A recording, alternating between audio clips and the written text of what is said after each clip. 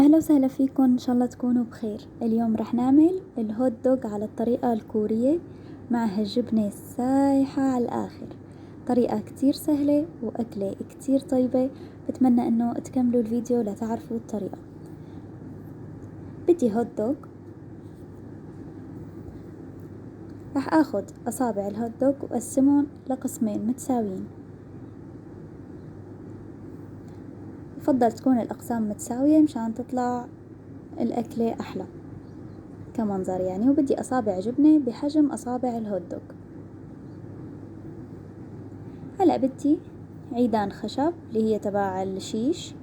حاخد عودة بدي شك فيها أول شي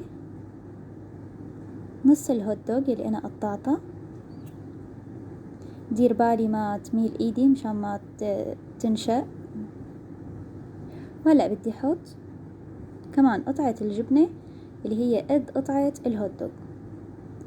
هاي خلصت أول واحد. راح ساوي واحد تاني كمان. راح أحط الهوت دوغ، ما بدي ميل إيدي مشان ما تنتزع معي. وراح أحط لها قطعة جبنة، لازم يكونوا ملزوقين ببعض. أنا راح أكمل الكمية. هيك صارت الكمية كلها جاهزة. وهلأ بدنا نشوف الخلطة اللي بدنا نحطها فيها. أول شي بدي كاسة طحين، بدي معلقة سكر ونص معلقة ملح وكاسة حليب وبيضة كاملة. وهلأ بدي أحركهم لحتى يتجانسوا وبصير قوامهم تقيل، يعني راح يصير مثل العجينة يلي شوي طرية. هذا القوام اللي لازم توصلوا له، بيشبه قوام الكيك أو أتقل بشوي. هلأ بدي انقلهم هدول كلهم لكاسة تكون طويلة، يعني بدي شي يكون طويل، ما بدي زبدية مشان أنا عم بشتغل فيهم ما توسخ. هلأ راح أحطهم بهالكاسة، ما بدي أعبيه على الأخير، بدي أترك فوق من سنتين ل3 سنتي فاضي. وهلأ راح فوتها على البراد أو على الفريزر 10 دقايق بس لحتى شوي ترتاح بين ما نظبط نحنا الأغراض. بدي كعك مدقوق يلي هو البقسماط.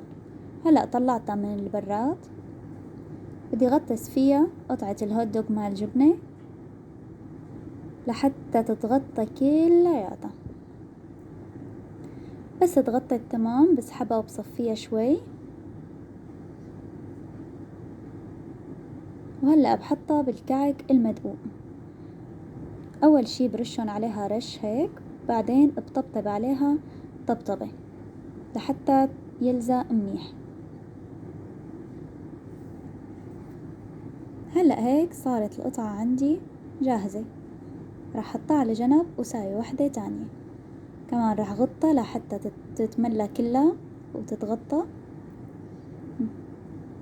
ما عاد بين منها شي. هلأ برفعها بهالطريقة. كمان بحطها بالكعك بالطريقة يلي حكينا عليها. أول شي بغطيها برش عليها الكعك رش، وبعدين بصير بكبسها وبطبطب عليها. هاي صارت جاهزة وأنا رح كمل الكمية كلها وبرجع لكم. هاي كميتي كاملة صارت جاهزة. هلأ بنروح للقلي. عندي زيت قلي. هلأ بحطهم بزيت حامي، يعني حرارته مرتفعة. وهيك وصلنا لنهاية وصفتنا. شوفوا الجبنة كيف سايحة على الآخر، يعني وصفة بتاخد العقل كتير ظريفة. بتمنى انه تجربوها، واذا جربتوها وعجبتكم لا تنسوا تخبروني. اذا حبيتوا الوصفة ما تنسوني من اللايك والسبسكرايب وتفعلوا زر الجرس. سلام.